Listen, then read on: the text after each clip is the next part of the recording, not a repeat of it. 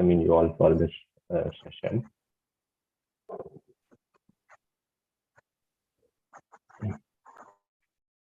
Om Ajnanatimiratasya Jnananjanashalakaya Chakshurunmiltam Shri Guruve Namaha. Nama Om Vishnupadaya Krishna Krishtaya Bhutale Srimate Bhakti Vedanta Swamin Iti Namine. Namaste Saraswate Devi Gauravani Pracharine Nirvishesha Shunyavadi Paschatya Satarine. Jai Shri Krishna Chaitanya Prabhu Nityananda Shri Advaita Gadadhara Shri Vasadi Gauravakta. Hare Krishna Krishna Krishna Hare Hare Hare Rama Rama Rama Hare Hare. Hare Krishna. So today I'll be presenting on subject of bhakti. So this is a nice story actually been told by Bhaktisiddhanta Saraswati Thakur. So there's a lot of inner meaning. So the story goes like this. There was once a zamindar, a landlord, who was actually a very wealthy person in that village. And he used to have the deities of Radha and Krishna, and a big altar with Radha and Krishna deities and Shaligram Shilas. So he was actually offering worships to these deities.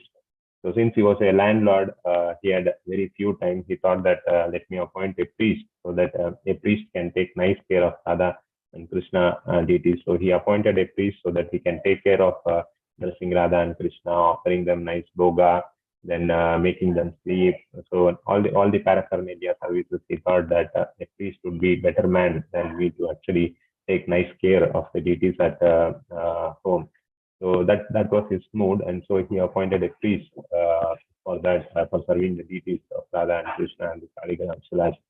So every day what happened was the landlord would go out and then bring a lot of nice fruits, nice foodstuffs, and nice nuts for the deities of Radha and Krishna. And every day he would actually request the priest to actually offer this fruits to and nuts to the deities.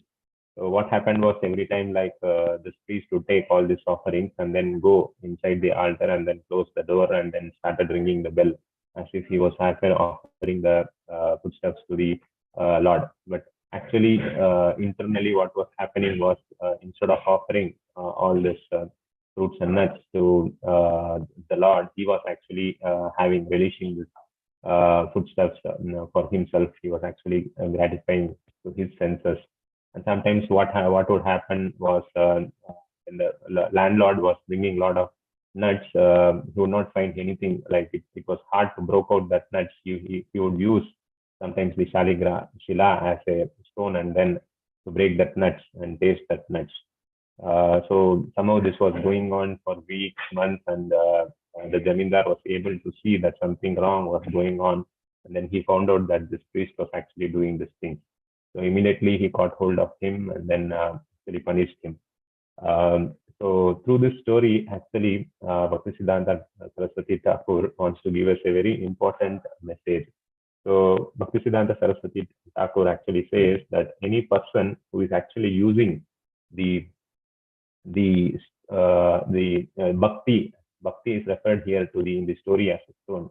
So the priest, just like using this bhakti, is actually nothing like the stone, the Shaligrama Shila. If you use that bhakti as a stone and then use it to break the nuts, actually you are actually spoiling the purpose of the bhakti. One should not use bhakti for our own sense gratifications. For achieving the inner motives, one should not use bhakti. So here, Bhaktisiddhanta Saraswati Thakur is very carefully instructing us that the bhakti should be not used as a stone just by the priest. The Shaligrama Shila should be used to worship, not as a stone to satisfy our needs. So he actually condemns, Bhaktisiddhanta Saraswati Thakur condemns this so-called Bhagavatam reciters and Bhagavad Gita speakers who actually do recite this Bhagavatam and use Bhagavatam sometimes as a stone to satisfy their necessities of life, and then to satisfy their sense gratification. They use this Bhagavatam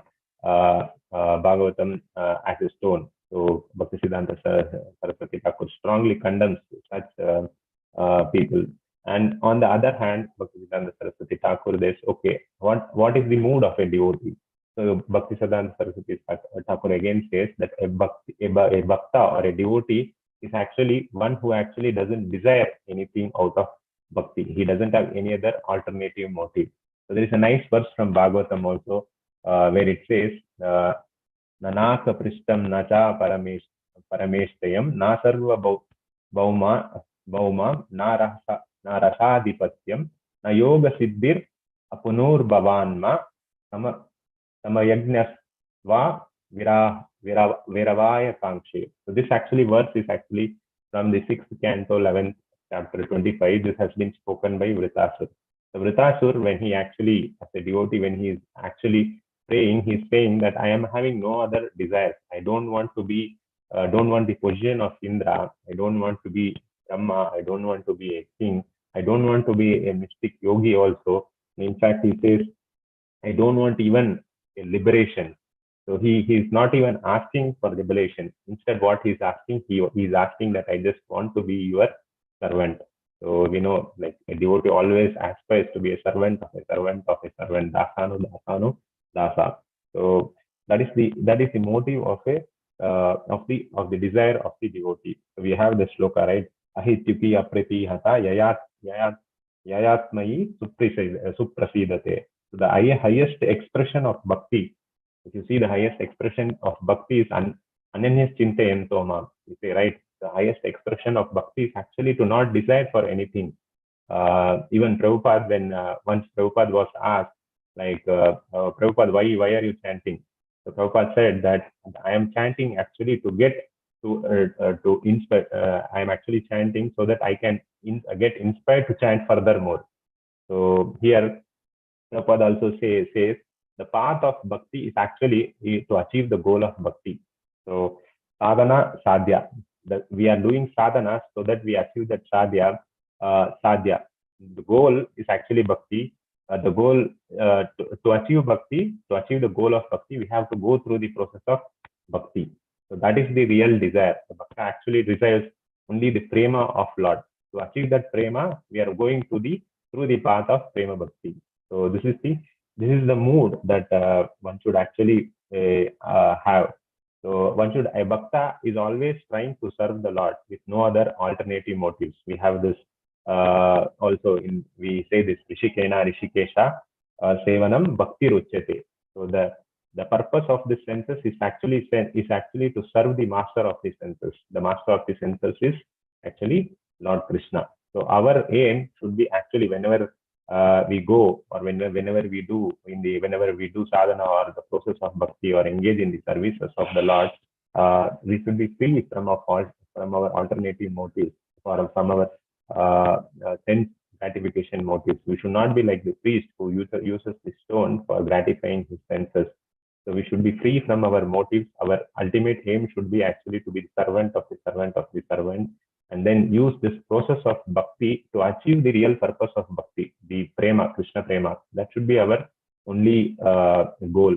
Through the process of bhakti, we should achieve bhakti. One should not use bhakti for satisfying our senses. One should use bhakti for satisfying the senses of the Lord. So that's what Bhaktisiddhanta Saraswati Thakur says with this small story. The story may be very, very small, but the meaning inside it is very, very high.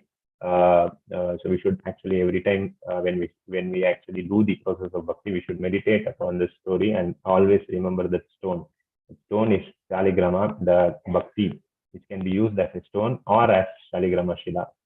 We can worship that bhakti or use it as a stone to satisfy our sense gratification. But by satisfying our sense gratification, we should know that we are going to be bound more by this material nature. We cannot be liberated by this material nature. Our eternal position is actually to serve the Lord. And to serve the Lord, the process of bhakti is to be followed.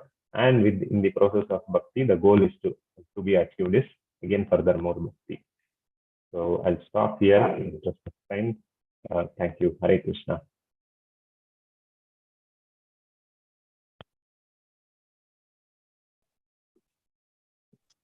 Hare Krishna Prabhuji, thank you very much.